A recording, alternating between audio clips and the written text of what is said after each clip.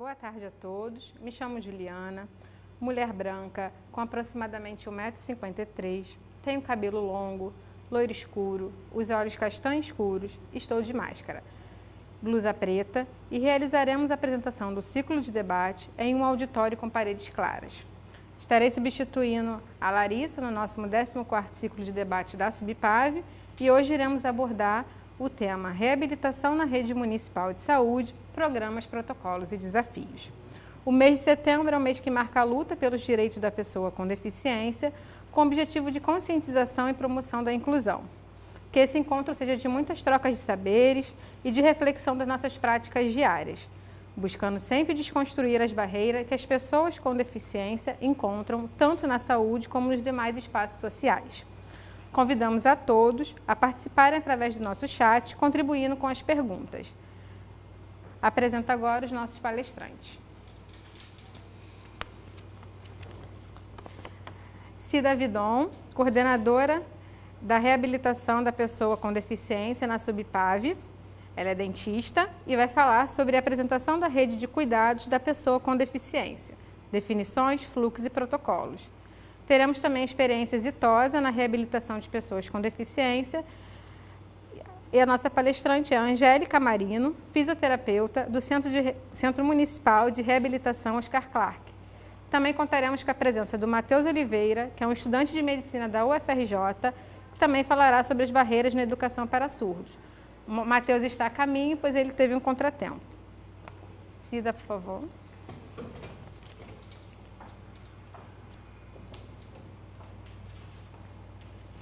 Fique à vontade. Boa tarde a todos, Meu nome é Cida Vidon, eu sou uma mulher branca, cabelo enrolado na altura dos ombros, tenho a pele bem clara, olho escuro, hoje estou usando um óculos vinho e estou de vestido vermelho. Bom, pode passar, Larissa, por favor? Hoje a gente vai falar um pouquinho sobre a nossa rede de cuidado da pessoa com deficiência. E eu espero assim, que a gente tenha uma tarde proveitosa. Quem já me ouviu falar sabe que esse é um tema que eu gosto muito, E a gente pensando em deficiência, a gente vê algumas modalidades da reabilitação que incluem os tipos de deficiência. Então a gente tem a deficiência auditiva, física, visual, intelectual, múltiplas deficiências e o transtorno do espectro autista, que a gente conhece como TEA. Pode passar. Eu tentei trazer aqui algumas reflexões para a gente, Quantas pessoas com deficiência são acompanhadas pela sua equipe? Quantas pessoas ostomizadas você acompanha no seu território? Nós temos mais de 5.000 ostomizados no município do Rio de Janeiro. Quantas mulheres grávidas, surdas ou cegas já fizeram pré-natal com vocês? Quantas pessoas surdo-cegas vocês já acompanharam? Quantas notificações de violência contra pessoas com deficiência vocês já fizeram? E onde estão as pessoas com deficiência? Onde elas estão se tratando? Isso aqui são reflexões que eu trouxe para a gente começar o ciclo pensando. Vou deixar essas perguntas e vocês vão refletir na medida que vai passando, que os slides vão passando. Pode passar. Como a gente vai desconstruir o capacitismo? Eu vou dizer para vocês o que é o capacitismo, porque eu não sei se todos sabem, Mas como é que a gente faz para desconstruir o capacitismo? Como que a gente promove inclusão na saúde e na sociedade? Como é que a gente faz práticas inclusivas? E eu vou falar dos fluxos e protocolos na reabilitação, claro, para a gente conhecer a nossa rede. Então, o que é capacitismo? O capacitismo é o preconceito contra pessoas com deficiência. Na verdade, a gente faz e é capacitista mesmo sem querer, por hábitos, por história. Historicamente, somos capacitistas, somos racistas, somos homofóbicos. E a gente tem que desconstruir tudo isso que a gente está falando. Eu queria também deixar claro aqui o seguinte, eu vou falar um pouco mais devagar, porque hoje a gente está contando com nossos maravilhosos intérpretes. Hoje estamos aqui com o Fernando. E a gente tem que falar um pouco mais devagar para ele conseguir interpretar com calma e que seja acessível para todos, tá bom? E aí, como é que a gente vive numa perspectiva inclusiva, né? Onde que o futuro pode nos levar? Eu, há pouco tempo, vi uma mãe de uma criança com autismo dizendo assim, eu coloco o pé na rua e fico pensando aonde a sociedade pode me levar. E aí, quando eu volto para dentro de casa, eu fico pensando aonde a sociedade vai levar o meu filho que tem deficiência. Como é que a gente pode promover a inclusão e igualar as oportunidades? Tentando desconectar a deficiência, que é uma característica física puramente, da incapacidade que é ligada à deficiência, equivocadamente. Quando você ouve, é como é que a gente desenha espaços inclusivos. Quando você ouve a palavra inclusão, realmente você só pensa em pessoa com deficiência? À medida que a gente envelhece, a gente também precisa diminuir as barreiras. Criança com déficit de atenção precisa de mais apoio na escola, né? Se a gente quebra braço, a gente vai precisar de apoio para tomar banho. E aí, acho que aqui eu trago meu grande pedido da gente ampliar o nosso conceito de inclusão, tá? E principalmente mudar o olhar sobre a deficiência e diminuir o máximo de barreiras que a gente puder. Pode passar. E aí a gente vem pensando assim, o que são barreiras? Porque normalmente as pessoas pensam que ter acessibilidade basta ter uma rampa. Para ter acessibilidade basta ter uma rampa. Basta ter barra de apoio no banheiro? Basta ter porta mais larga? Não. Olha só, barreira é qualquer entrave, obstáculo, atitude, comportamento que limita ou impeça a participação social da pessoa com deficiência para que ela goze a fruição e o exercício de seus direitos de forma igualitária. Então, barreira é aquilo tudo que a gente tem que tirar e oferecer de oportunidade para a gente dar a oportunidade à pessoa com deficiência de forma igualitária. Pode passar. Pode passar, Ju. E aí a gente vem algumas barreiras aqui. A gente tem outras barreiras, mas vocês podem achar isso aqui na Lei Brasileira de Inclusão, tá? Que é a barreira urbanística que existem nas vias e espaços públicos, barreiras arquitetônicas que são nos edifícios públicos e privados, barreiras no transporte, barreiras na comunicação, barreiras atitudinais. Que eu parei aqui para a gente pensar que tem muita coisa na nossa atitude do dia a dia que ajuda muito na inclusão, né? Que são atitudes ou comportamentos que impeçam ou prejudicam a participação social da pessoa com deficiência em igualdade de condições. E as barreiras tecnológicas, que é isso, a gente precisa dar acesso à tecnologia. Pode passar. Emblematicamente, né, essas fotos a gente consegue ver na internet, mas isso aqui, a gente pensa que quando um cadeirante se depara com uma situação dessa, em que ele tem uma escada e uma rampa, mas que de nada adianta, porque não tem acessibilidade, essa rampa tem uma inclinação que ele não consegue subir. Árvores no meio da calçada, uma igreja com uma rampa só numa escada, carros estacionados em cima do piso tátil, onde a pessoa cega vai passar e vai bater naquele carro e não vai mais saber por onde ir. Um ônibus que não tem acessibilidade e ela vai ficar ali, como é que ela vai para o trabalho, e alguém tentando entrar no banheiro com uma cadeira de rodas numa porta que ele não cabe, né? Uma criança tentando, pode deixar, não tem problema, uma criança tentando estudar num computador que não tem o DOSBox, que é um programa que ajuda na leitura. Pode passar.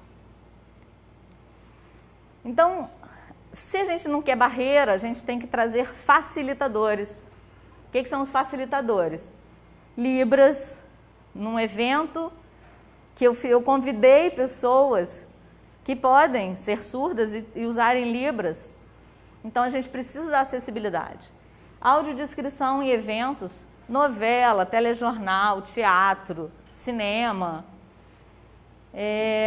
O DOSVox, né, que é um programa, que é um sistema no computador que faz a leitura do que está se escrevendo. E brinquedos adaptados para crianças com deficiência em todos os espaços. Vamos combinar que não adianta a gente botar no Parque da Tijuca. A gente não pode dizer para aquela mãe que tem aquela criança que ela só pode passear com a criança naquele parque. A inclusão ela tem que ser em todos os espaços. Pode passar. Bom, aqui tem umas charges que vão falando um pouco, só um minutinho. Da inversão dos valores, da gente pensar que por que não uma pessoa, um cadeirante, não poderia abrir a porta do elevador para uma senhora entrar? Todo mundo assim, tem mania de falar com a pessoa, não falar com a pessoa com deficiência, falar com o acompanhante dela, a pessoa está na cadeira de roda, como é o nome dela? Como se ela não pudesse falar e responder. Pode ir. É uma outra figura com um professor, com um bigode grande, falando, e uma pessoa que faz leitura labial sem conseguir ler o lábio do professor. Novamente, uma porta de banheiro pequeno, onde uma cadeira de rodas não passa. Pode passar. Professor dando aula de costas para uma turma que pode ter uma pessoa com deficiência auditiva, que precisa ver ele de frente, ou com baixa visão, que precisa enxergar o que ele está falando. Pode passar. E aquilo que eu disse, né, para quem pensa que acessibilidade é coisa só para pessoa com deficiência, não é? Uma mulher com carrinho de bebê, uma pessoa que está temporariamente com a perna quebrada, usando uma muleta, uma bengala, tá? Pode passar. E aqui a gente precisa mudar nosso discurso, tá? Para a gente tentar ser capacitista em desconstrução, né? Pode ir lá. Como não perpetuar o capacitismo? Não infantilizar as pessoas com deficiência. Não estigmatizar a pessoa com deficiência. Tem uma frase famosa que diz assim, pior do que o olhar preconceituoso é o olhar piedoso. É olhar para a pessoa com deficiência falando, tadinha, tão bonita, mas está numa cadeira de rodas. Assim, isso tudo é uma coisa que a gente precisa desconstruir para promover a inclusão, tá? Falar diretamente com a pessoa com deficiência e não com seu acompanhante. E você é um exemplo de superação. Isso não é elogio, gente. Essa pessoa que joga futebol e é cega, ela treinou para jogar futebol. Ela está superando a barreira dela, sabe? Então, é só para a gente pensar aqui, falar tipo, nossa, que bacana, você consegue pegar o metrô sozinho, hein? Que legal! Isso não é elogio, tá bom? E aí eu deixei aqui alguns exemplos de frases que a gente deve evitar, tá bom? Estamos tratando de uma criança atípica. Como assim? Somos todos pessoas do tipo pessoas, tá bom? Não tem típico e nem atípico, somos pessoas. Você é um retardado. Essa palavra tem que sumir do nosso vocabulário. Não tenho pernas para fazer isso. Não teremos braços para resolver tudo. Nossa, parece que você está surdo. Melhor ouvir isso do que ser surdo. Ele é surdo-mudo. Não, o certo é surdo. É só surdo. Pare de dar uma de João sem braço. Perdido igual cego em tiroteio. Desculpa de aleijado é muleta.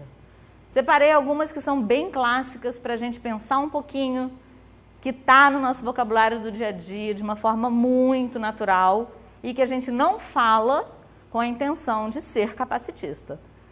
Mas é capacitismo. Então, deixei aqui, pode passar?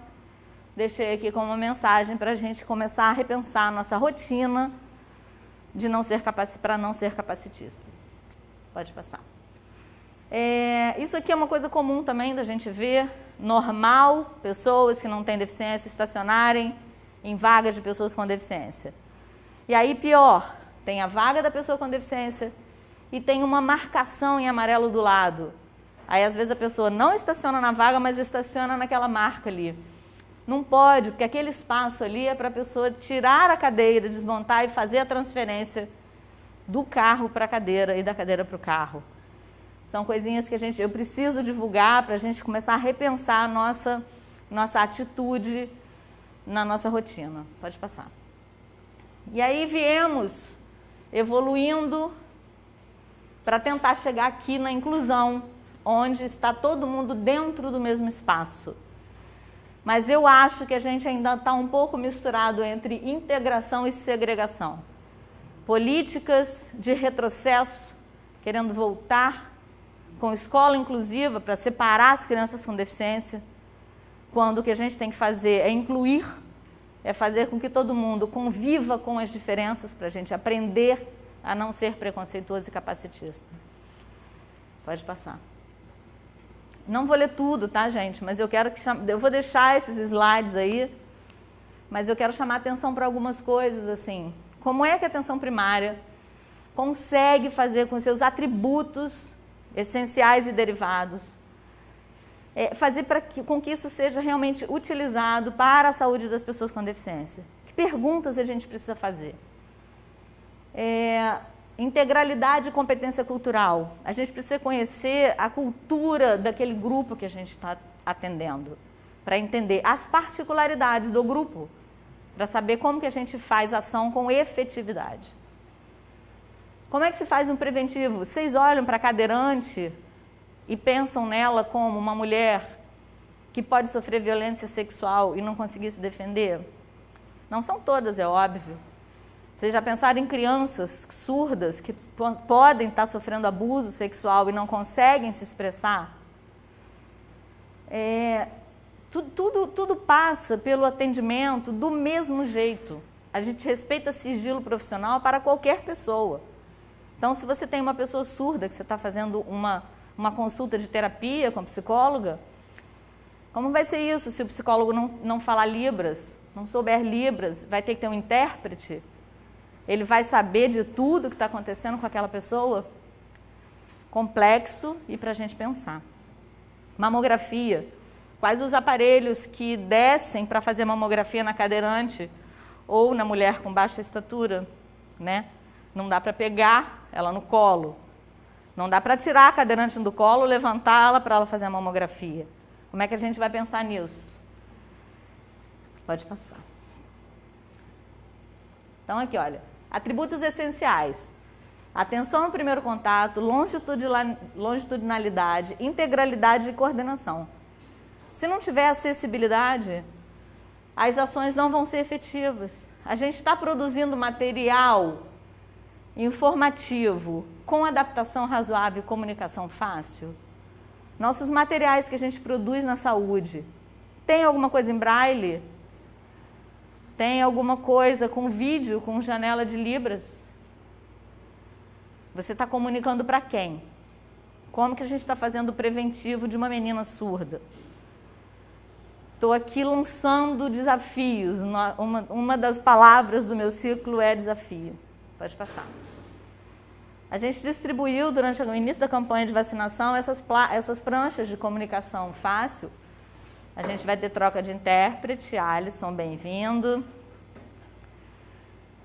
Então, essas pranchas de comunicação fácil, para mostrar que a gente pode fazer uma comunicação de forma acessível. Pessoas com deficiência intelectual que não consigam compreender aquela coisa complexa, com termos técnicos, para falar sobre prevenção de HIV/AIDS.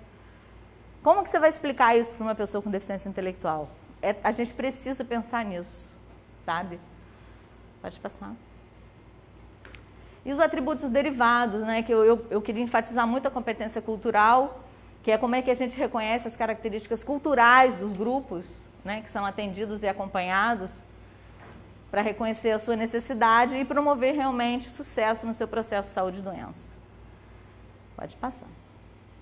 Aqui eu botei alguns vídeos, porque eu estou começando a aprender Libras. Sei falar pouca coisa, estou fazendo um mestrado em diversidade e inclusão, e eu estava falando com os meninos, é difícil porque a gente precisa praticar, e para praticar você tem que conviver com pessoas surdas, né? E a gente tem algumas dificuldades aí, né? Então aqui são vários vídeos que vocês podem acessar com palavras importantes da nossa rotina, da saúde, que vale a pena aprender, para quando você chegar uma pessoa surda na unidade, básica, minimamente, você saber apresentar seu nome, perguntar o nome da pessoa, entender o que ela está falando. Então, deixo aqui para vocês aproveitarem. Pode passar. A Lei Brasileira de Inclusão, eu coloquei alguns artigos aqui, não vou ler, mas eu queria muito que vocês todos visitassem e lessem essa lei. Importante porque ali tem coisas fundamentais que se a gente parar para pensar, a gente não está fazendo quase nada, e é uma lei de 2015, tá? A definição de pessoa com deficiência é aquela que tem impedimento de longo prazo, de natureza física, mental, intelectual ou sensorial, que aí tem a deficiência visual e auditiva, o qual, em interação com uma ou mais barreiras, pode obstruir a sua participação plena e efetiva na sociedade, em igualdade de condições. Essa lei, ela traz o conceito de que é a sociedade que precisa incluir, é a sociedade que precisa dar condições para que a inclusão aconteça, tá? Pode passar. Não vou ler tudo, mas eu queria muito que vocês pensassem no seguinte: nas emergências, pessoa com deficiência tem prioridade. Ela tem que ser atendida com prioridade. Qual é a sua deficiência? Tem deficiências que não são visíveis. A ostomia, por exemplo, é uma. A bolsa de ostomia fica por dentro da roupa. A pessoa, ela se diz com deficiência e você diz, ok. Você não vai pedir para ela mostrar a bolsa, né? A pessoa usa uma prótese, está de calça comprida, ela diz, eu sou amputado. E você vai olhar e falar, como assim? Você está em pé? Me mostra aí. Lógico que a gente tem que respeitar os protocolos de atendimento médico, porque pode, né, a pessoa pode estar com alguém mais grave precisando passar na frente. Pode passar.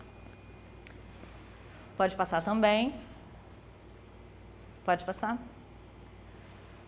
Tem a definição de deficiência intelectual. A deficiência intelectual ela tem que se apresentar antes dos 17 anos, tá? Quando é depois dos 17 anos, provavelmente pode ser uma deficiência mental, que foi uma doença crônica, talvez, que tenha levado a pessoa à perda total da funcionalidade, mas a deficiência intelectual ela tem que se apresentar antes dos 17 anos. Pode passar. A deficiência física é alteração completa ou parcial de um membro, e aqui a gente inclui, olha, paralisia, paresias, plegias, ostomia, amputação. Vou deixar para vocês consultarem também. Pode passar. A deficiência visual precisa de laudo médico, porque tem uma medida. A correção, a cegueira na qual a acuidade visual é igual ou menor do que 0,05 no melhor olho com a melhor correção. Então, precisa ter um laudo do oftalmologista para dizer qual é o grau da perda para classificar como cegueira ou baixa visão. Pode passar. A deficiência auditiva, a mesma coisa, precisa do exame para fazer o laudo. E aí a gente vai falar um pouquinho sobre risco da pessoa surda, por exemplo. Quais os riscos que ela corre, né? Você vê uma abordagem policial no meio da rua, o policial aborda uma pessoa que é surda, documento, por favor. E ele fica lá, não está entendendo o que o policial está falando. O policial pode pensar que ele está fazendo uma cena, leva preso, enfim, né? Risco porque não está ouvindo, está no meio de um tiroteio, e ele não está ouvindo o risco de ter uma bala perdida. Só para a gente pensar na nossa sociedade, como é difícil, né? E como é que isso faz com que eles vivam isolados, tem aí um distanciamento, um isolamento histórico por causa dessa falta de acessibilidade na sociedade. Risco de sofrerem abuso e não poderem falar sobre isso, falta de cultura, dificuldade das mães que são surdas com o seu bebê, o pré-natal difícil da mulher surda. Pode passar. Pode passar também. Aqui a gente tem um pouquinho do nosso fluxo, como é que acontece, pela atenção primária, que é a ordenadora do cuidado. As vagas da reabilitação estão todas no sistema de regulação, o SISREG. Algumas estão no sistema estadual, que é o SER, tá? E aí agenda para a unidade de reabilitação mais próxima possível da residência do usuário. que a pessoa com deficiência tem muita barreira de acesso, então a gente pensa que tem que ser o mais próximo possível da sua residência, tá bom? Pode passar. Já falei aqui, né, na reabilitação física e visual, precisa do laudo médico para encaminhar para a reabilitação. Na auditiva e na intelectual, você pode encaminhar com a suspeita. Vou falar um pouquinho mais à frente, pode passar. Aqui são todos os programas de dispensação de tecnologia assistiva. Tecnologia assistiva são os equipamentos que a gente dispensa para a pessoa com deficiência para potencializar o seu processo de reabilitação, tá? Vai ficar aí também, eu vou falar sobre cada um daqui a pouco, pode passar. São as unidades habilitadas como serviços de reabilitação. A ABBR, que tem reabilitação física e intelectual, e tem a oficina ortopédica, que dispensa órtese, prótese, meio auxiliar de locomoção. O Senon, que é um SER2, que tem auditivo e intelectual. A Newton Bethlen, que é um SER2 também, auditivo e física. A Policlínica Manuel Guilherme da Silveira, que é um SER3, física, auditiva e intelectual.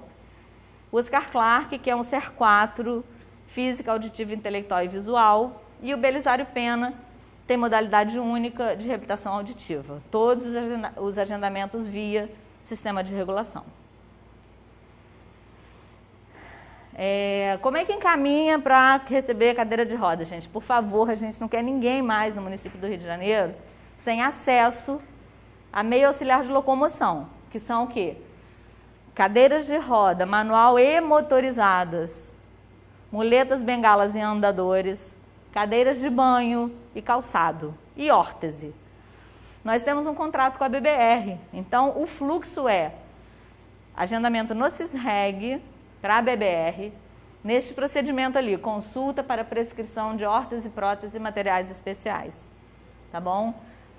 Tem que ter o laudo médico, tem que ter o encaminhamento para lá.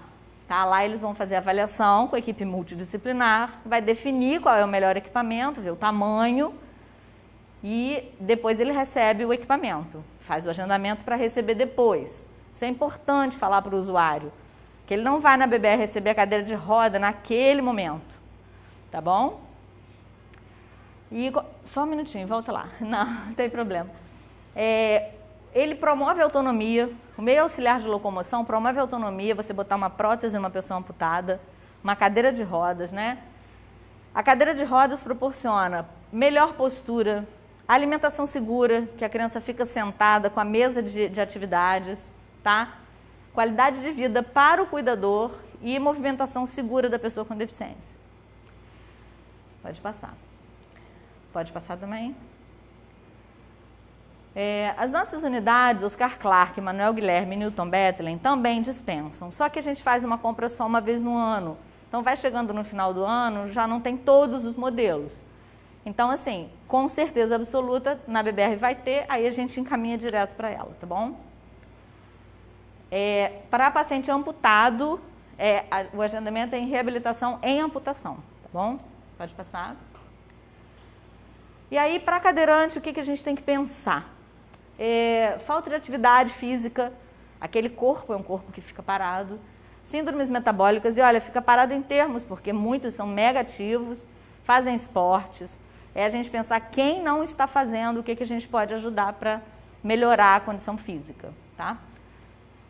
Doenças cardiovasculares, perda de massa muscular, sexo seguro e direito reprodutivo, violência contra a mulher, criança na escola precisando de cadeira de rodas. Importante fazer essa interface com a escola para saber quem está precisando de tecnologia assistiva, tá? Moradia adaptada, ver se tem realmente adaptação na casa para caber a cadeira de rodas, porque não adianta dispensar a cadeira e ela não poder circular dentro de casa, tá? Emprego apoiado, treinamento, os direitos, garantia dos direitos, BPC, Rio Card especial, acesso à escola, isso tudo é importante. Pode passar. Esse é um guia super novo de saúde da pessoa com estomia, pode passar. E a pessoa ostomizada é uma pessoa com deficiência física, tá? Então é importante que o laudo tenha o CID da doença que levou à ostomia ou trauma, mas é importante, fundamental que tenha o CID da ostomia, tá bom? Porque senão ela não fica com uma classificação de pessoa com deficiência e perde seus direitos. E aí o que acontece? Todo o cuidado em saúde pode ser feito no território, na atenção primária, com a ajuda do NASF, apoio e matriciamento. O cuidado, o autocuidado com o estoma pode ser feito pelo enfermeiro da atenção primária, tá? E na ostomia temporária, a atenção primária precisa estar ligada na cirurgia de reversão. Porque hoje as pessoas ficam numa fila, esperam. Então, assim, a gente não quer mais que isso aconteça. Chamando atenção para, quando a pessoa ostomiza, se for uma ostomia temporária, ficar super ligado nessa fase, na data da reversão, tá bom? O agendamento é via sistema de regulação, avaliação paciente ostomizado em 2 unidades, Oscar Clark e Manuel Guilherme. Oscar Clark no Maracanã, Manuel Guilherme em Bangu. Pode passar. Pode passar também. Triagem auditiva. Teste da orelhinha é um exame de triagem auditiva neonatal. Tem que ser feito na maternidade, antes da alta ou até em 30 dias. Tá? Eu acho que todo mundo aqui já deve estar sabendo, a fila do teste da orelhinha, não vai ter mais teste da orelhinha no CISREG, porque não é um procedimento de média e alta complexidade. As maternidades vão passar a fazer, né, os exames, e a gente não vai ficar com a fila tentando não deixar essa criança não ser examinada com relação à sua perda auditiva, tá bom? Pode passar. E aí, assim, crianças com IRDA, índice de risco para deficiência auditiva, são crianças com síndromes, baixo peso, internação prolongada, deficiência auditiva na família. Essas crianças precisam ser encaminhadas o mais rapidamente para a reabilitação auditiva, para fazer diagnóstico diferencial, tá bom? Mas o que aqui? Sendo criança e criança em idade escolar, jovens e adultos, na suspeita da perda auditiva, já pode encaminhar direto para a reabilitação auditiva. Não precisa encaminhar para consulta com otorrino, audiometria. Antes, na reabilitação auditiva, todos esses exames são feitos juntos, tá? No mesmo lugar, tá bom? Pode passar. Pode passar? Vai ficar ali para vocês lembrarem e saberem quem são as crianças que têm o índice de risco aumentado, tá bom? Implante coclear é uma indicação do Centro de Reabilitação Auditiva. A criança passa pelo teste, se ela estiver dentro do protocolo e tiver indicação de implante coclear, o Centro de Reabilitação faz o fluxo do encaminhamento. Não é atenção primária, tá bom? Pode passar. Pode passar? Aí eu falei sobre o sistema de frequência modulada quando eu fui fazer a minha apresentação. As pessoas, nossa, mas o que é isso? Eu nem conhecia. Esse sistema, inclusive, é super recente, isso aqui foi no ano passado. Teve ampliação da idade, até depois de 17 anos, porque era só até 17 anos, para qualquer criança matriculada em qualquer faixa de ensino, tá? Esse é o equipamento que você liga no aparelho auditivo e liga na pessoa que está falando. Então, se eu estiver dando aula para uma pessoa que usa aparelho auditivo e se eu virar de costas, ela consegue me ouvir bem, porque vocês param de me ouvir quando eu viro de costas. E ela ouve direto dentro do aparelho, do kit, do sistema frequência modulada. Isso a gente tem dispensação no Senon. Quem encaminha para isso aqui? Primeiro, reabilitação auditiva. O Senon faz a indicação. Pode passar. Esse é o sistema de frequência modulada. Auxilia demais no processo de aprendizagem, gente, mas é muita coisa, tá? E adulto, idoso, para ver televisão, fica ali, né? Às vezes o aparelho auditivo faz uma distorção do barulho e com esse sistema ele consegue ouvir a televisão direto dentro do aparelho, é muito legal, tá bom? Pode passar. Doença neuromuscular, a gente tem uma unidade, que é a FIP-TDN, que faz a dispensação de BIPAP e AMBU e faz a fisioterapia também, tá? Mas é somente para doença neuromuscular, não é para apneia obstrutiva do sono. Pode passar. Doenças raras, a gente precisa ficar de olho, notificar, acompanhar, desde o momento do diagnóstico até toda a linha de cuidado, para ver o que é que essa criança vai precisar, até chegar à reabilitação, tá? tá? Muito importante. Pode passar. São mais de 5.000 doenças raras, viu? Pode passar. Bom, a pessoa com deficiência visual, cega ou com baixa visão, a gente também não precisa falar assim, vou chamar ela de cega. Como é que eu falo, hein? Cega. A pessoa que é cega, ela não enxerga de nenhum dos olhos. A baixa visão, ela pode ter uma visão residual, e aí sim ela se chama de baixa visão, tá? Criança tem que olhar o teste do reflexo vermelho. Se tiver alguma alteração, encaminhar para a reabilitação auditiva, para fazer reabilitação da visão residual, tá? Pessoas que ficaram cegas depois de adultas precisam muito do apoio de orientação e mobilidade, apoio emocional às vezes, né? Precisa sim, tá? E uma coisa muito importante que a reabilitação faz é a adaptação das atividades de vida diária e vida prática para essa condição que ele apresenta naquele momento. Pode passar. Aqui a reabilitação visual infantil, né, muito importante. São crianças do maternal que são cegas. Ali uma criança cega jogando xadrez. Pode passar. Pode passar. Aí riscos, né, que a pessoa cega e com baixa visão corre. Não tem sinal sonoro nas nossas travessias aí, né? Vocês veem muito por aí a pessoa cega esperando atravessar, né? Alguém ajudar, enfim. Falta de acessibilidade urbana no transporte, na educação. Eu me lembro que teve uma época que a gente tinha o ônibus verde, aí tinha outro ônibus amarelo, e aí de repente unificaram as cores, botou todo mundo a mesma cor e só uma barra.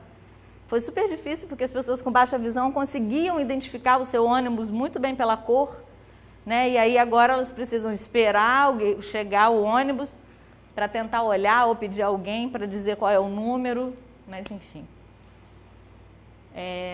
Pode passar. Aqui são novos produtos da reabilitação, que é uma novidade que vou falar aqui, é um projeto piloto. Pode passar. A gente vai ter Libras Online. É um projeto da Secretaria Municipal da Pessoa com Deficiência, em parceria com a SMS.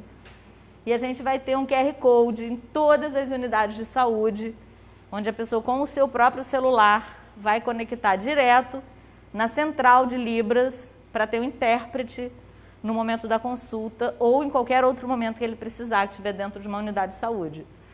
O projeto piloto vai começar aqui nessa unidade, no CMS Manuel José Ferreira, no dia 1º de outubro, e eu acho que vai ser, assim, realmente uma ação super bacana na cidade do Rio de Janeiro. Pode passar.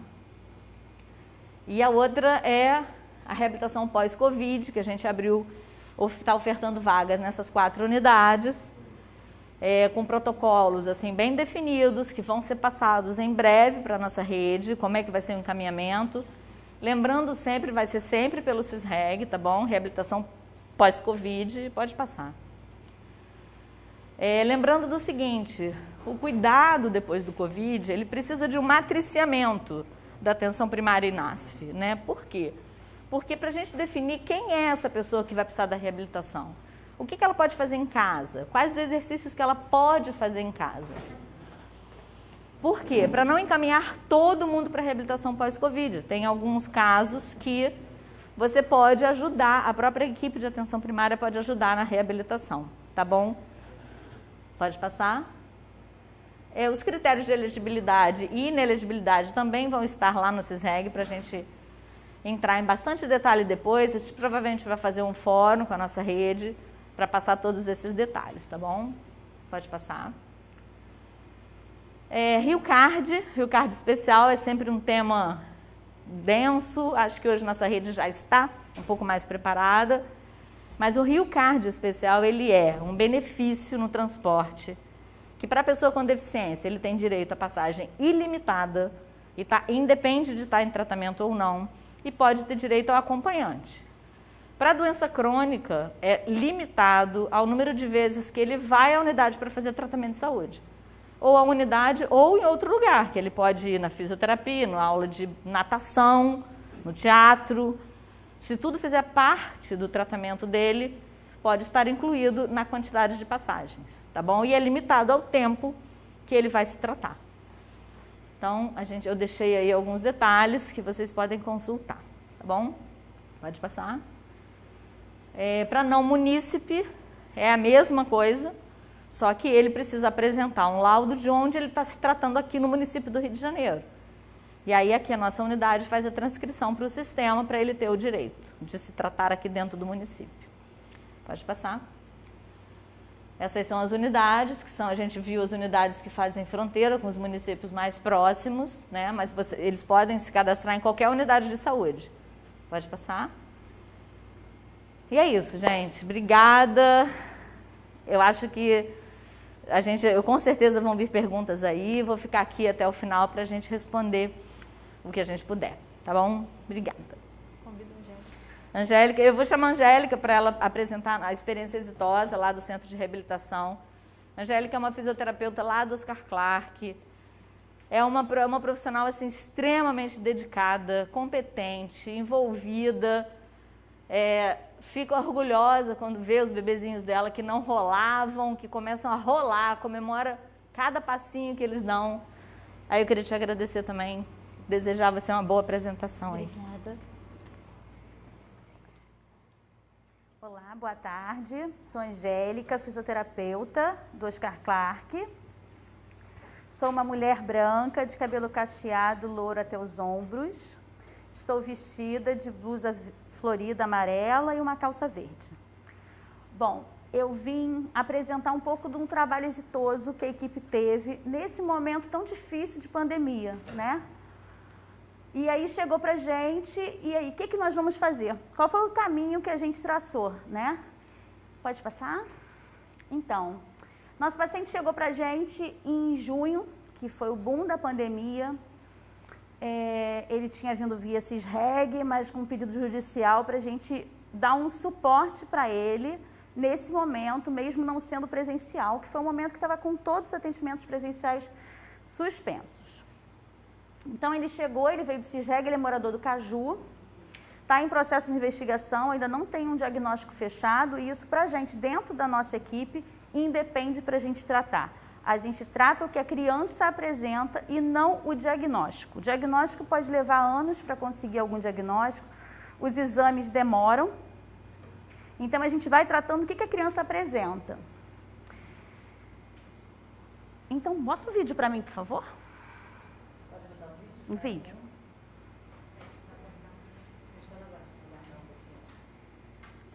Tá, só aguardar um minutinho.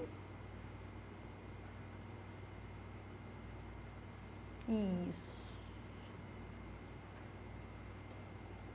Então, ele chegou pra gente em junho, e aí assim, dentro da equipe eu peguei e centralizei para eu avaliar como fisioterapeuta e traçar alguma estratégia inicial para ele. E aí eu observei que ele não rolava, ele só virava de um lado para o outro, ele não explorava os objetos como tinha que explorar, ficava batendo o pezinho um no outro, só fazia isso. E sustentava a cabeça de barriguinha para baixo e conseguia manter nisso.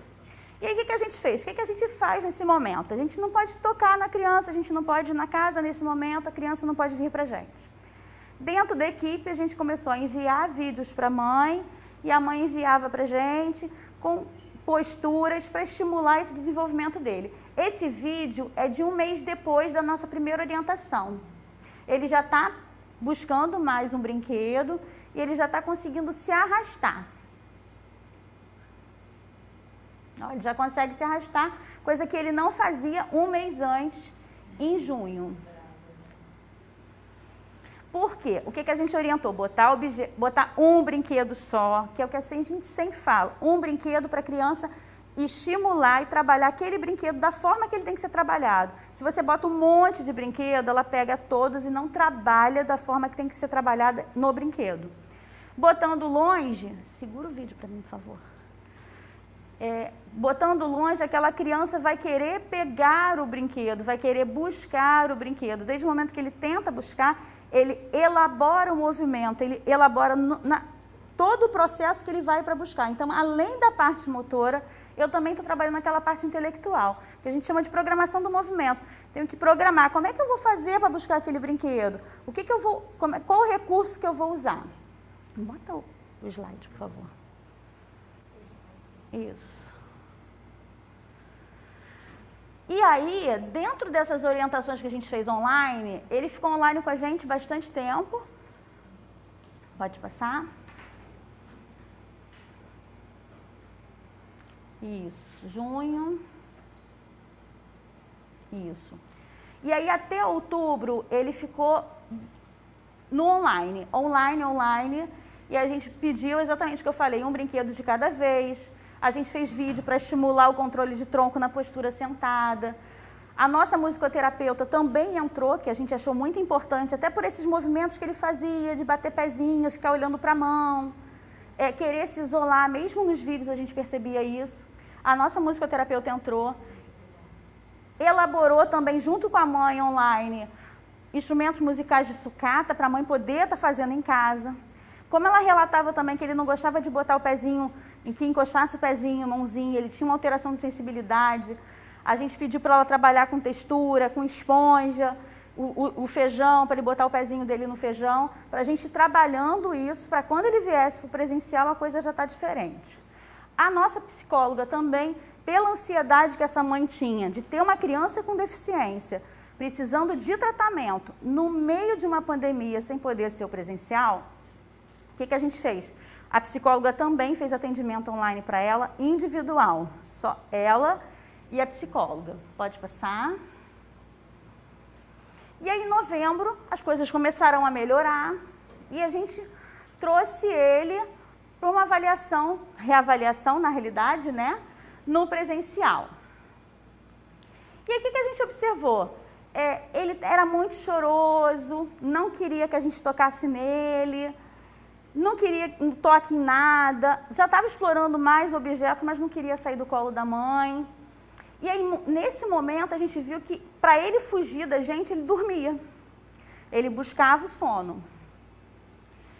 O que ele aceitou nesse momento de avaliação foi o objeto que eles tinham feito em casa, de sucata com a musicoterapia. Então, foi em cima disso que a gente começou a trabalhar.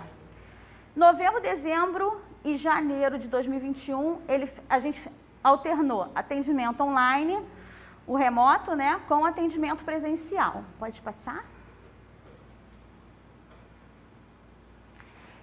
E aí, o que aconteceu? Do que a gente viu dessa parte dele, do comportamento ser muito ruim, dessa vontade dele de se isolar, alguns movimentos que ele fazia, de ficar dormindo para a gente falou em equipe, né? A gente se reuniu e o objetivo naquele momento era a musicoterapia. Por que a gente optou pela musicoterapia? Porque assim, a musicoterapia, ela abre os canais de comunicação, ela trabalha uma interação maior, trabalha uma sensibilização auditiva e promove os estímulos táteis através da vibroacústica. E até o jeito, a musicoterapia com a gente trabalha muito os sons intraútero, então traz a criança, né? Tem todo um som que a musicoterapeuta faz para trazer a criança para a gente, para ajudar a gente no tratamento. Sem a musicoterapia, com certeza eu não estava aqui contando esse caso exitoso. E aí, com o decorrer dos atendimentos, a criança começou a recorrer menos ao sono, começou a explorar mais a interação com a gente, a explorar os brinquedos, os instrumentos musicais, a ter uma interação melhor com a musicoterapeuta. E aí o restante da equipe começou a atender junto. Pode passar? E aí esse é o atendimento presencial junto com a mãe, né, onde a gente está orientando ela, as posturas adequadas, a como estimular essa criança em todos os aspectos, seja na fisioterapia ou na fonoaudiologia, que ela não tinha queixa. A fono era a única queixa que ela não tinha, porque ele não engasgava, ele não tinha dificuldade de se alimentar, ele não tinha nada. A terapia ocupacional também entrou, a psicologia continuou com ela, mas também, por causa desse comportamento dele, a nossa psicóloga também ficava junto com a gente no atendimento e a musicoterapia. Pode passar. E aí, de janeiro até os dias de hoje, ele está em atendimento presencial semanal, né? Foi bem legal uma evolução dele, realmente, para nós, por tudo de diferente que foi, porque ele foi uma criança diferente desde uma avaliação remota que a gente nunca tinha feito. A nossa fono orientou, esclareceu as dúvidas quanto à alimentação que surgiram, que na realidade era se ele gostava ou não de um tipo ou outro de fruta. A terapia ocupacional orientou quanto ao brincar, que isso é muito importante para nossas crianças. A fisioterapia, a gente realizou estímulos de melhora de controle de tronco na postura sentada do engatinhar, como também de sensibilização dos membros inferiores, que ele não gosta mesmo. Hoje a dificuldade que a gente vê maior dentro da fisioterapia nele é que ele não quer encostar o pezinho no chão. Então até para engatinhar, vocês vão ver no vídeo, ele não gosta de encostar o pé. Para ficar de pé a dificuldade também é essa, mas a gente tem conseguido que ele deixe a gente encostar mais esse pezinho no chão. A gente tem trabalhado muito a vibração com ele, com a musicoterapia junto. Pode passar. A psicologia, né, o que eu falei, ela está diretamente com a mãe. A gente acredita muito que a psicologia, a parte mais importante é a psicologia junto com as mães.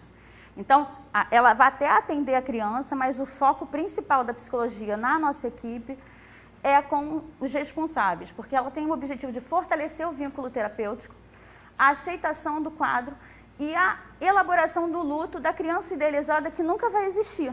Então, desde o momento, a gente observa que desde o momento que ela aceita que aquela criança que ela idealizou não é a que vai vir, não é a que veio, o tratamento flui e as coisas acontecem. Pode passar? Tá bom. E aí, esse foi um dos últimos atendimentos nossos. Então, estava eu, fisioterapeuta, a Flávia também é físio, e a fono junto, trabalhando com ele, e a gente conseguiu botar ele na postura de pé? Não. Ele passou para essa postura de pé, e a gente tem até um videozinho. Pode passar o vídeo? Eu passo depois. Passa os lados.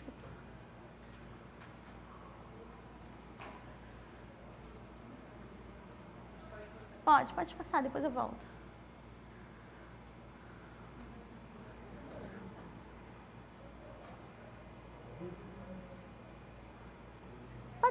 Pode passar, depois eu volto.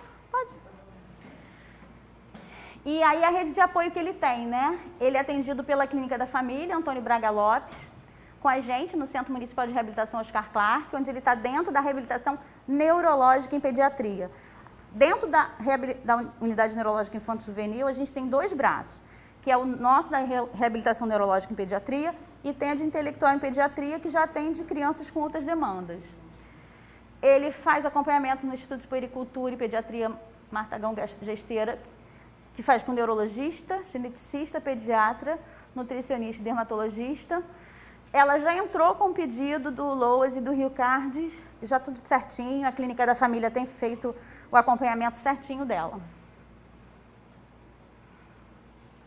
E essa é a minha equipe da unidade neurológica, tá? Eu não botei da intelectual, que tem uma outra parte da equipe, mas essa é da unidade neurológica, que sou eu, sou a coordenadora e fisioterapeuta, Adriana, que é a musicoterapeuta, Ana Cristina Fernandes, que é fonoaudióloga, Flávia, fisioterapeuta, Francine Dias, terapeuta ocupacional, Geose Neile, psicóloga, Margarete Andrade, fonoaudióloga, e a direção-geral de Irlanda Marano e direção médica assistencial Germana Pericê.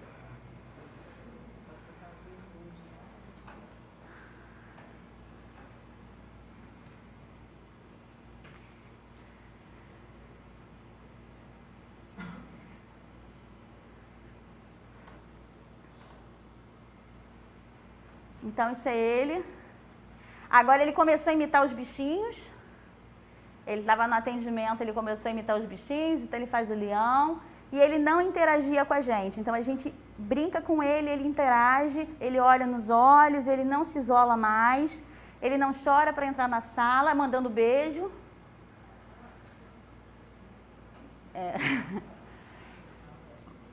Pode passar. Outro, pode.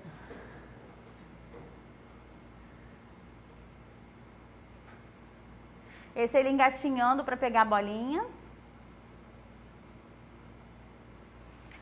E aí a gente percebe, tá vendo, que ele nem para engatinhar ele quer encostar o pé no chão.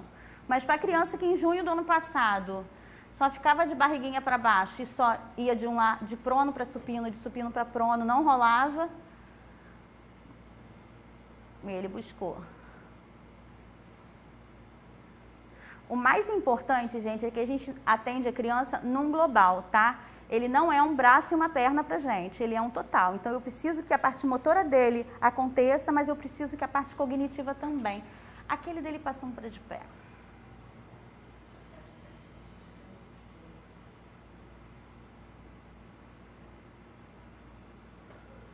E aí ele sozinho, tá vendo?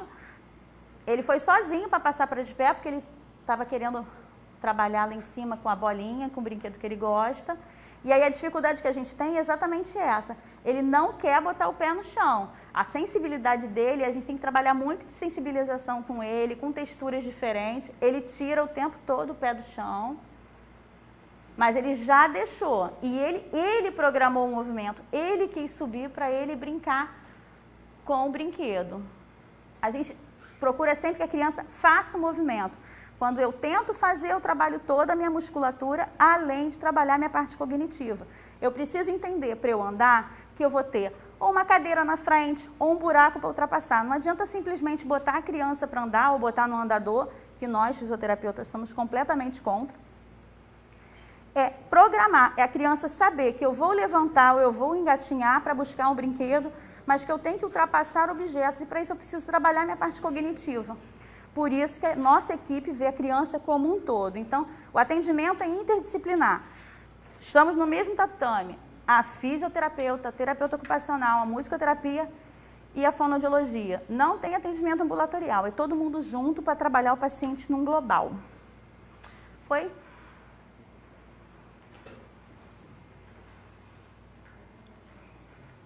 Obrigada. Nada, obrigada. Obrigada, Cida, pelas apresentações maravilhosas. A gente agora vai dar abertura para as discussões, porque o nosso convidado, o palestrante Matheus, ainda não conseguiu chegar, ele está com contratempo no caminho. Então a gente vai aproveitar esse momento para abrir a mesa, para que a gente possa compartilhar as contribuições que está no nosso chat.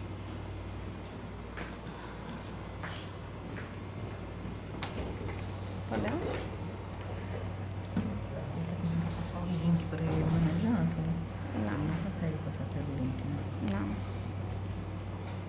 Podemos? Está na mesa?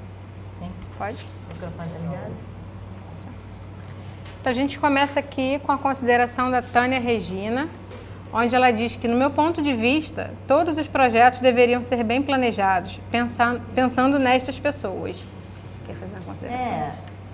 Sim, então, Tânia, você tem razão, né? Na verdade, a Lei Brasileira de Inclusão, ela já diz isso, né? Desenho universal. É que a gente tem que pensar em todos os espaços que sejam de forma inclusiva, né, e que tenham acessibilidade para todas as pessoas. Essa é a ideia. Eu acho que a gente está aí com um atraso e um atraso histórico, né, precisando fazer uma reparação bem complexa, porque é difícil pensar na acessibilidade, porque quando a gente pensa em como é que a gente vai fazer calçada acessível, tem que fazer calçada acessível. Eu comecei a escrever junto com um grupo ano passado, em 2019, eu acho, o projeto que era calçada acessível. E aí, para fazer calçada acessível no entorno das unidades de saúde. Não, né? Como assim? Porque como é que a pessoa vai sair da casa dela e vai chegar só a calçada da unidade que vai ser acessível e a calçada dela, né? Então é um projeto que precisa ser para a cidade toda, para todas as unidades de saúde, para todos os documentos que a gente escreva. Você tem razão. Estamos caminhando. Amanda Teixeira. Gostaria de ter esse material do ciclo. Muito me interessa ter um grupo de saúde para pessoas com deficiência. Já tive um na CAP 31, no Complexo do Alemão. Amanda, esse material está disponível na plataforma Subpave, tá bom? Lá, inclusive, está até mais completo, porque eu tirei algumas coisas de lá. Eu vou deixar meu e-mail, eu acho que eu posso pedir as meninas para colocarem o meu e-mail no chat. Aí vocês podem tirar dúvidas com a gente, não tem problema nenhum. Esse ano a gente está aí, né, atropelado pela Covid, a gente não está conseguindo fazer os treinamentos que a gente precisa fazer, mas a gente, se Deus quiser, vai retomar isso em breve, e de se aproximar de vocês, da atenção primária, mas sempre pensem no seguinte, tudo bem que você pense em ações para esse grupo, Mas pensa no seguinte, a pessoa com deficiência, ela tem diabetes, ela tem hipertensão, ela fica grávida, ela tem queda de cabelo, ela tem espinha. Então, assim, é você pensar que tudo que você faz para todos inclui pessoa com deficiência. Algumas deficiências têm algumas particularidades, e aí sim é a tal da competência cultural, que a gente precisa conhecer essas particularidades para poder trabalhar aquela necessidade específica. Mas a ideia é você pensar com acessibilidade para todo mundo, tá bom? Perfeito. Clarice Abreu. Tive uma grande dificuldade no acolhimento de uma mulher surda e recorri a um aplicativo para conversar e explicar tudo sobre o que ela precisava em nossa unidade. Excelente iniciativa, né? Isso é ótimo, né? Porque é isso, a gente quer que não seja uma iniciativa individual, que seja uma iniciativa coletiva. Tem esse aplicativo que chama HandTalk, que você baixa no seu celular, que você fala a palavra em português e ele te dá o sinal em libras. Então, assim, já é um instrumento, uma ferramenta que você pode utilizar. É isso que a gente quer, isso mesmo. Parabéns para você. E aí a Clarice também informa que fez um curso de Libras online e também esbarrou na mesma dificuldade, Cida, que você apresentou, de não conseguir prosseguir por não ter com quem praticar. Essa listagem, e perguntou também se a listagem do centro de reabilitação pode ser enviada por e-mail. Então, a listagem dos centros de reabilitação está na apresentação, está na plataforma Subpavo, tá bom? Podem ir lá e procurar, que está lá na reabilitação da pessoa com deficiência. A Márcia Lima comenta sobre as maternidades. Todas as maternidades já estão com o aparelho para o teste da orelhinha em funcionamento? Então, a SubUE fez uma compra agora de vários aparelhos para fazer o teste da orelhinha nas maternidades. A gente está se organizando, devagar, tirando a oferta do teste da orelhinha do CISREG, para que isso aconteça de forma calma e tranquila, que nenhuma criança fique sem o teste da orelhinha, até que as maternidades se organizem para começar a fazer os testes, porque os aparelhos foram adquiridos agora recentemente. Muito bom. Tá bom? Márcia Freire, parabéns pelo projeto Libras Online. Realmente vai ser um gol, vai ser super bom. Eu queria agradecer, né, a Secretaria Municipal da Pessoa com Deficiência, a Helena Werneck, que é a secretária, Flávia Cortinoves, que é uma grande parceira, e a gente fica tentando construir isso daí junto. E vai dar tudo certo, o projeto piloto vai começar aqui, em breve a gente vai estar divulgando para todo mundo. E aí a Tânia Regina, da CAP 51, reforça que esse projeto é de muita serventia, não só para as consultas, mas para todos os envolvidos no atendimento. Sim, excelente. A ideia é que esse QR Code possa ser acessado por todo mundo, né? Para que o paciente surdo que tenha que transitar na unidade em diversos espaços, ele possa ter acesso da mesma forma. Perfeito. A Renata Soares também diz que o tema foi excelente, com excelente novidade. A Márcia Freire parabeniza a Cida pela excelente apresentação. Adriana Figueiredo, muito importante pensarmos em inclusão e acessibilidade para as pessoas com deficiência em todos os lugares, todos os momentos da vida, como já dissemos, né? Sim. Extremamente importante. Elisângela Ferreira, seria muito interessante esse curso de Libras para os ACS, pois nós ficamos no acolhimento recebendo os usuários. Tá aí, vamos lançar a proposta, né? Vamos falar aí com os nossos gestores e pedir para a gente escrever um projeto. Não pense que já não está no nosso radar, porque já está no nosso radar a gente fazer um projeto e um curso de Libras online. Não sei se vai ser Libras online, porque a gente está no online por conta da pandemia, né? Mas que é bom aprender Libras ao vivo, Carla Patrícia disse, adorei essa abordagem com a criança, emocionante, realmente emocionante, sensacional o trabalho. E o de ver o desenvolvimento de uma criança. Sim, diante de uma pandemia, né? Exatamente. Onde pra gente foi um desafio, mas foi um desafio com êxito, né? Porque eu vou falar por mim, fisioterapeuta tem que botar a mão na massa, botar a mão na criança. E aí foi bem legal, a mãe ajudou muito, eu acho que é um ponto que eu não falei, mas eu acho que sem a ajuda dessa mãe, sem a colaboração dessa mãe, sem a mãe acreditar na equipe, a gente não teria conseguido o que a gente conseguiu. Foi bem legal mesmo. Maravilhoso. Só complementando o que a Angélica falou, a gente na reabilitação, a gente sempre, é muito importante a gente envolver a rede de apoio da pessoa com deficiência, né? Porque é aquele cuidando do cuidador. É muito importante a gente cuidar da pessoa que está convivendo com a pessoa com deficiência, porque tem ali um desgaste físico, emocional, porque é difícil, você tem que posicionar a pessoa, a criança cresce, né? Ela às vezes tem que pegar no colo para dar banho. Então, assim, envolver a família no processo da reabilitação traz muito mais êxito do que só ter excelentes profissionais trabalhando no caso, né? Às vezes ela faz um trabalho maravilhoso na unidade quando chega em casa. Se a família não estimula aquela criança ou aquela pessoa com deficiência, ela regride, retroage e a gente acaba perdendo o que ganhou.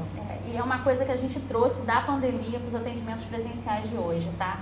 Todas as mães estão sendo, não todos os atendimentos, mas elas estão entrando e a gente está feito um caderninho onde a gente está cobrando bastante tudo que foi feito, porque a gente realmente acreditou que o saída do atendimento, o feito em casa, feito 24 horas por dia pela mãe em casa, ou uma postura, ou um modo de dar comida, é o que faz diferença no contexto total do atendimento. Verdade. Peraí um minutinho. Elisângela Ferreira. Seria muito interessante esse curso de livro. Não, desculpa. Aqui. Luiz Amigo. A importância do trabalho multidisciplinar. Parabéns a todos os profissionais envolvidos. A gente agradece. Estende a toda a sua equipe que não pôde estar presente, né? E eu estendo a toda a minha equipe da reabilitação, porque isso aqui não acontece só no Oscar Clarke, né? Isso acontece em todas as unidades de reabilitação. São profissionais, assim, envolvidos demais nesse processo, né? A gente não gosta de dizer que a gente é estimulado, aquela coisa assim, não, eu vou te estimular, você precisa estar estimulado. Isso precisa ser uma coisa dentro, sabe? Tem que partir da gente, porque a inclusão ela não acontece porque você lê uma lei, sabe? A inclusão ela acontece porque você precisa entender que aquilo ali assim depende da gente, tá? Então a equipe da reabilitação ela é mais sensível, vou dizer assim, porque lida com isso todo dia. Aparece todo dia. Então vocês, assim, você fala, poxa, eu tive uma mulher surda, passei um aperto e tal. Eles convivem com a pessoa surda todo dia. Então é isso, a gente quer que as pessoas com deficiência acessem a nossa rede de saúde. Esse é o convite, eu convidei muitas pessoas, assim, dos meus grupos para assistirem esse ciclo, para dizer o seguinte, a nossa rede de saúde está pronto para atender as pessoas com deficiência. O que a gente for precisar melhorar, a gente vai melhorar e a gente conta com todos, tá? Sim, deixa eu ver aqui. A Geise Lima pergunta onde podemos fazer o curso de Libras. Você tem alguma dica para dar? Tem vários cursos, assim, inclusive gratuitos na internet, vários, assim. Mas vamos tentar pensar, vamos esperar um pouquinho para ver se vai sair algum curso nosso. Enquanto isso, façam cursos online, tem um monte na internet que é gratuito. Vão aprendendo, eu botei ali vários vídeos com o Hugo, avatar do Rentalk, que ensina um monte de coisa. E aí a gente vai aos pouquinhos aprendendo a língua de sinais. É língua brasileira de sinais, tá? É uma outra coisa importante, não é linguagem de sinais. É língua brasileira de sinais, a Libras. A Tânia Regina contribui com: é muito importante essa inclusão da criança deficiente, muito importante o trabalho feito em equipe, em conjunto, desculpa. É muito importante mesmo, gente, porque a gente vê a criança num global, né? A gente não vê a criança como, é o que eu falei anteriormente, né? Como um bracinho, uma perninha. A gente acredita realmente que a equipe estando junta, mesmo que a fisioterapeuta não esteja ali, a fono sabe como posturar, a musicoterapeuta sabe como posturar, a gente trabalha realmente no total e a gente vê diferença no desenvolvimento. Sim, é verdade. Temos mais contribuições, só um momento. A Cíntia Francisco diz: a linguagem abordada para ser utilizada é de suma importância, pois o vício de fala do cotidiano deve ser observada e não repetida. Muito bom, principalmente no combate ao capacitismo. Exatamente. Vamos ver aqui mais. Será que você pode falar? Ele vai falar? A Maria de Lourdes também fala sobre um pouco da dificuldade de atender um paciente aqui na odontologia E o curso de Libras ajudaria muito. A gente já entendeu, né, que é uma necessidade da rede, de todos nós, não só de todos nós, né? Para que a gente possa ter mais capacitação voltada nesse sentido, que a gente consiga ofertar, dar mais acesso, na verdade, né, para as pessoas com deficiência. É realmente muito relevante esse curso.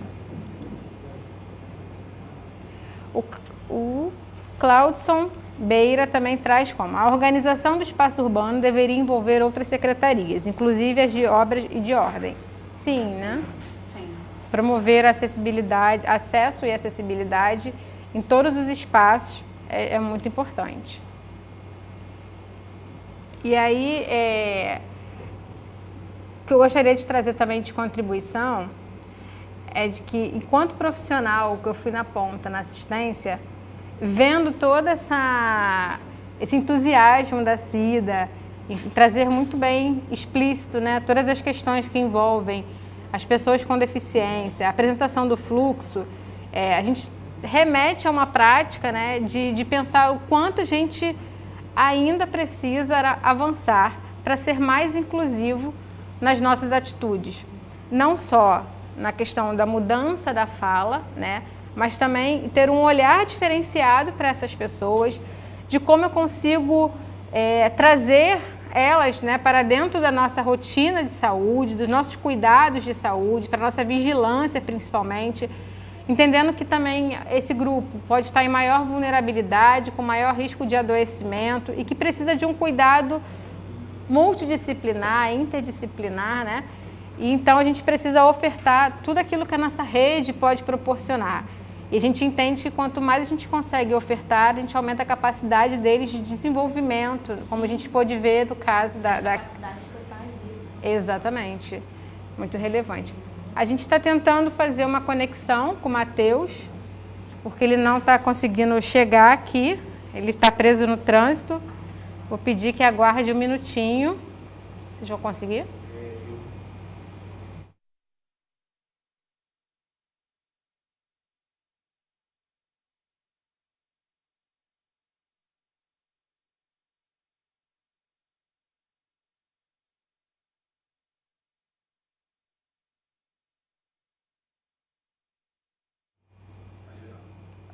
Pedir para vocês aguardarem só um minutinho, que a gente está adaptando aqui, para poder fazer a transmissão do vídeo do Matheus.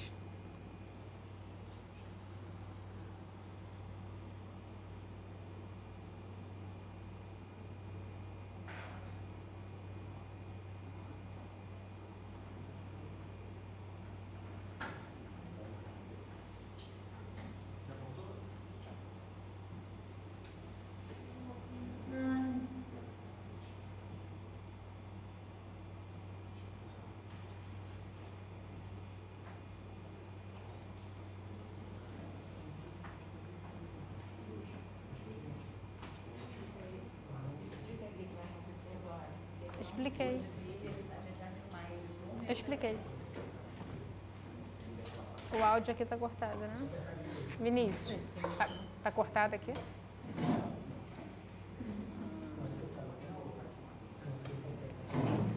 Só mais um momentinho, por favor.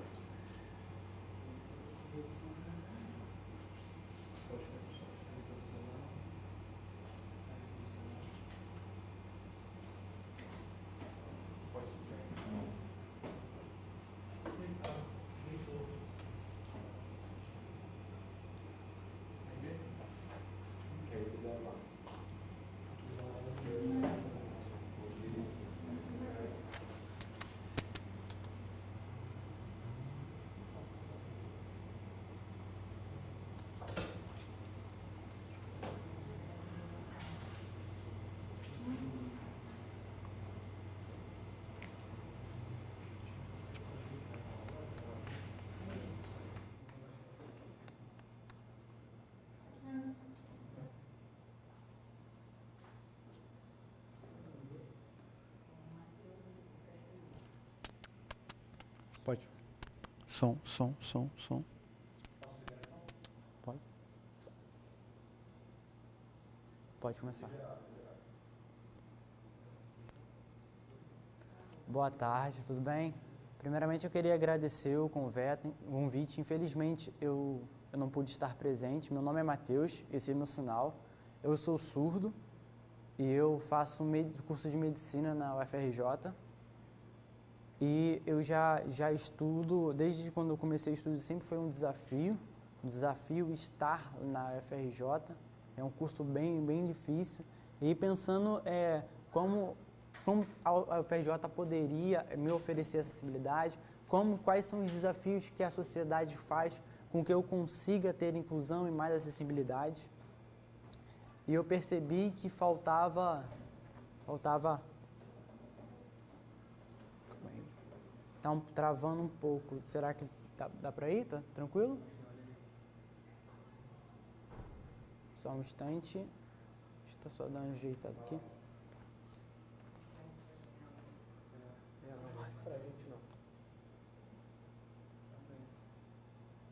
Então, como eu estava falando, e eu percebi que, assim, dentro dos hospitais, dentro das clínicas de saúde, era muito difícil ter acessibilidade, principalmente ter um atendimento em que tem uma pessoa especializada em Libras para fazer esse atendimento com uma pessoa surda.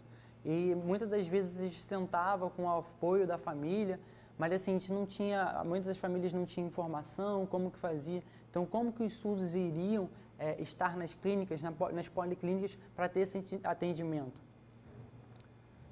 E a lei garante, a LBI garante que esses espaços públicos forneçam, né, acessibilidade para as pessoas que têm deficiência, as pessoas surdas também.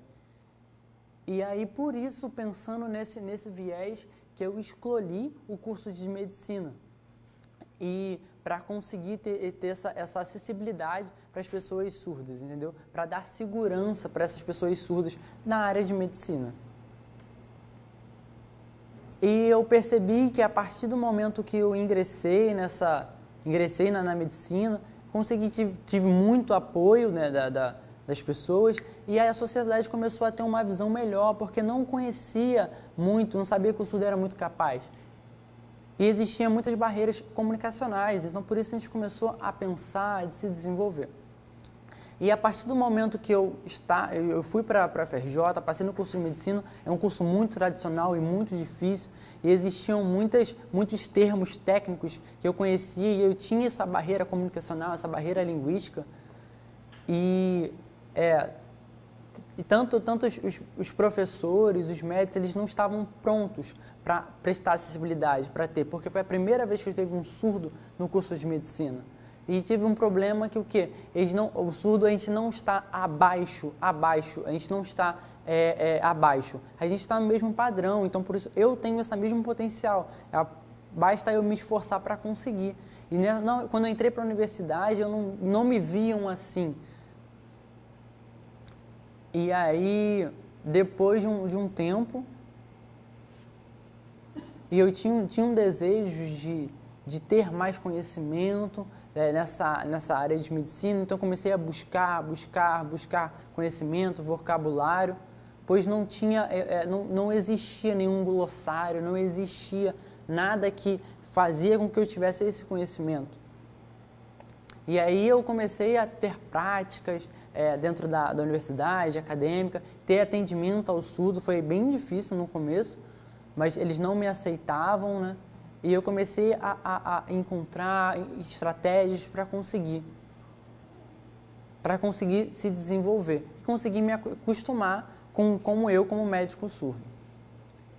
Mas muitos surdos eles não iam até o local para fazer o atendimento. Em muitos hospitais, vocês podem observar que os surdos eles podem acontecer uma emergência.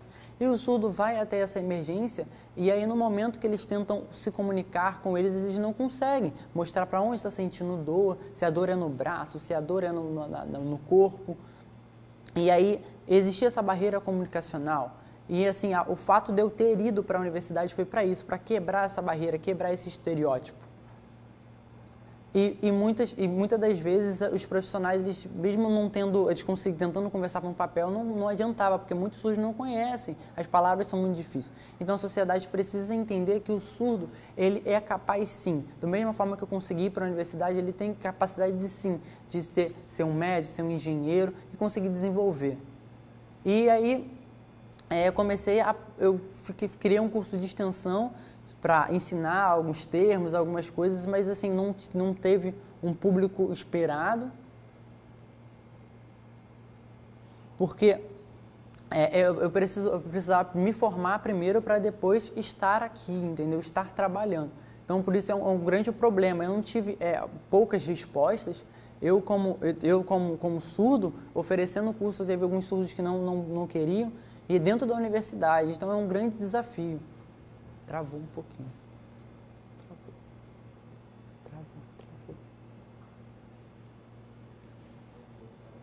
Travou. Só um instante que a gente tem um problema de conexão aqui, já estamos resolvendo.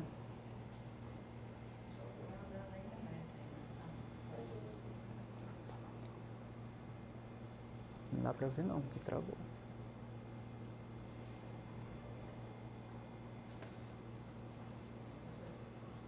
Ele voltou, acho que foi, não sei.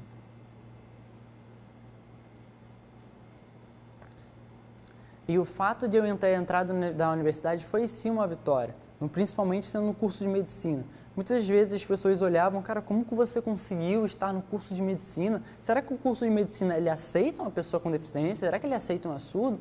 Então não, aí eu mostrei para ele, sim, é um direito, é necessário ter essas pessoas, a gente precisa quebrar esse estereótipo. É sim um curso tradicional, um curso difícil, então assim, o fato de eu ter entrado foi uma mudança de perspectiva para a sociedade, entendeu? Não me respeitar como cidadão de fato. E eles ficavam pensando, como que você vai conseguir atender as pessoas? Como que você vai conseguir, o seu foco, você vai atender só pessoas surdas? Eu falei assim, não, meu foco é atendimento ao público geral, só que só vai mudar quem é o usuário, a forma de comunicação com a pessoa. E até eles conseguirem se acostumar comigo, se acostumarem com um surdo estando ali fazendo um curso de medicina, durou um bom tempo, foi grande. E aí teve várias outras situações que é necessário que o surdo eles entendam, que a pessoa deficiente entenda. Está travando de novo, Só um instante que travou aqui. Já tem um problema de conexão, já estamos vendo.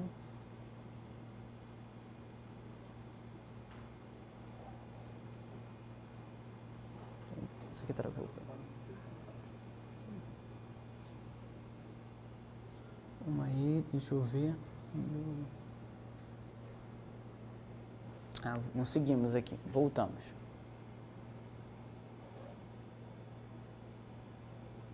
Calma aí, só pensar do que eu estava falando. Então, muitas pessoas acham que o deficiente ele não é capaz. Então, precisa ter esse movimento social para saber.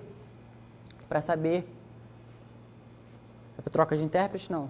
Só pode continuar. E se eles não se verem como capazes, então precisa ter uma conscientização de ter uma comunicação melhor para conseguir se desenvolver. A gente precisa parar com esse pensamento que eu não sou capaz, esse pensamento capacitista, né? Ou precisam de coisas adaptadas para mim, a gente precisa se esforçar sim. A gente precisa de coisas adaptadas sim, porque é o nosso direito. Mas a sociedade precisa nos enxergar. É importante isso.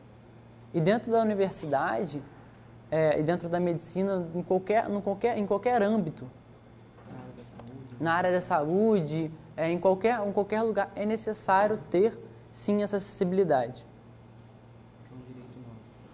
Porque é um direito nosso, entendeu?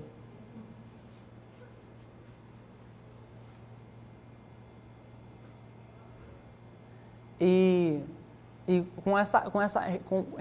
principalmente relacionado à saúde, é um tratamento, principalmente relacionado à saúde, esse é um tratamento especializado, então a gente precisa ter essa acessibilidade e tudo mais. E é importante entender que a Libras é uma língua tão quanto um português. independente do nível de formação da pessoa, é só uma língua gesto-visual, entendeu? Então, nós surdos, nós preferimos o uso da língua de sinais, que é a Libras. Não é apenas, não adianta só escrever ou tentar criar mímica e gestos, não. É difícil a gente conseguir se comunicar, entender a mímica, é muito difícil. Então é necessário ter um atendimento especializado em Libras, é importante.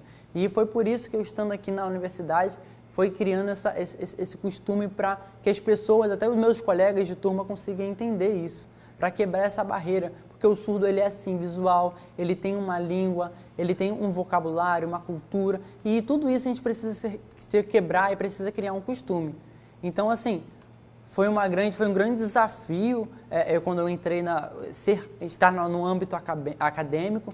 Também como professor no curso de extensão, foi um grande desafio para produzir materiais de apoio para que essas pessoas consigam seu aprendizado. E também na sociedade em geral.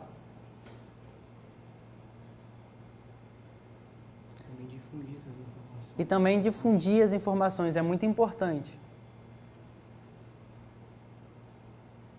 É importante ter que o surdo, o deficiente tem essa formação acadêmica, é importante sim, eles entenderem que isso é direito deles, então basta eles buscar. Que eu sei que assim, muitas pessoas me veem como referência, como ser o único surdo aqui medicina e no curso de medicina, mas é importante que vocês se enxerguem para quebrar essa tradição. Então vocês precisam buscar para vocês se desenvolverem. É importante. Durante todos esses anos, eles pensaram que a gente era um coitadinho, vão ter barreiras sim, vão ter limitações sim, mas é importante que nós tenhamos esse conhecimento, essa visão para nós mesmos, para sair apenas do básico e se desenvolver. É importante isso. E assim, meu objetivo no curso de medicina é expandir esse conhecimento, então eu agradeço a vocês esse convite, tá bom? É isso. Nós agradecemos você, Matheus, ok?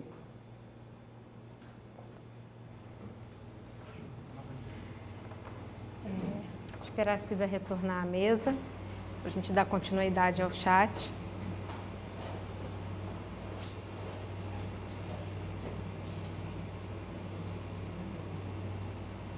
Só mais um minutinho.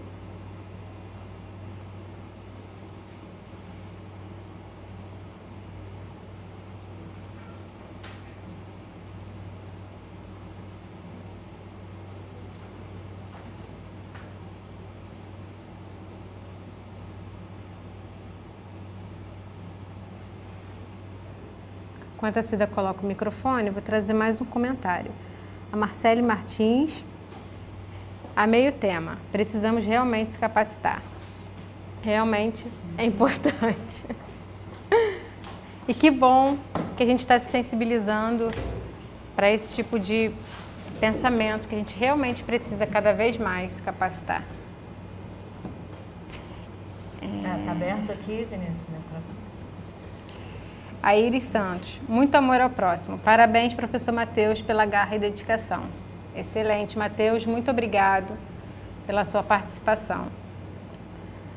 Gente, a gente teve que fazer uma adaptação, né? Matheus não pôde estar aqui presencialmente, mas eu não queria perder a oportunidade de ter o Matheus falando pra gente aqui, que é aquilo, né? Eu acho que o depoimento dele traz toda a temática que a gente falou aqui, né? Ele tendo que se incluir, quando na verdade é a universidade que tem que incluir, fazer a inclusão dele, né?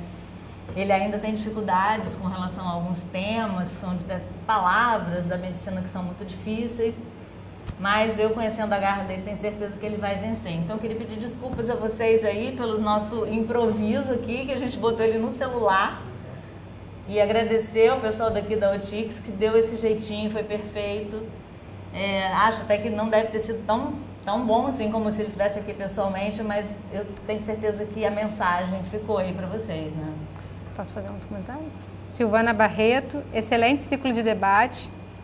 Só um segundinho que saiu aqui. Cadê? Excelente ciclo de debate. Incrível essa experiência de vida do Matheus. Que histórias como a dele possam se tornar a regra e não a exceção. Isso aí. E muitos parabéns, muitos agradecimentos, muitos elogios em relação ao tema, ao ciclo. Eu acho que a gente pode encerrar isso aqui, né? Então, eu gostaria de agradecer a Angélica, a Cida, ao Matheus, por estarem hoje aqui com a gente, disponível, trazendo um tema de extrema relevância e importância de discussão para a nossa rede. Apresentações tão enriquecedoras. Falo também particularmente por mim, aprendi muito nesse processo de desenvolvimento deste ciclo, te agradeço muito, Cida, Angélica também, ao Matheus, e que esse encontro com certeza possa contribuir mais ainda para a sensibilização da rede, para o cuidado das pessoas com deficiência, trazer um olhar mais inclusivo e sermos menos capacitistas, né, Cida? Está aprendendo. Agradeço a todos pela presença, desejamos uma ótima tarde e declaramos o ciclo de debates encerrado. Obrigada, gente. Boa tarde. Obrigada aí por estarem com a gente até agora, tá? Obrigada, Angélica, querida. Obrigada, Cida, pelo convite. Obrigada em meu nome e toda a equipe do Oscar Clark. Obrigada. Obrigada.